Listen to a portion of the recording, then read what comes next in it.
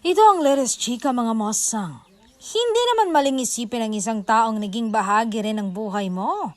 Iyan ang sinagot ng aktor na si Donnie Pangilinan nang tinanong kung naiisip pa rin ba niya minsan ang dati niyang ka-love team na si Kisses de la Vin. Ito nga ang sabi niya. Alam nyo, minsan sa hindi inaasahang pagkakataon sa isang simpleng detalye o maliit na pangyayari sa buhay natin, bigla na lang tayong makakaalala ng isang tao minsan, naging bahagi natin ng ating buhay. Hindi ko alam pero minsan naiisip ko pa rin siya na sa tagal ng panahon na hindi kami nagkikita, napapatanong na lang ako, ay, kamusta na kaya siya? Alam kong wala na kaming balita sa isa't isa, ngunit kung magkikita man kami, sinasadya man o nagkataon lang, gusto kong malaman niya ito.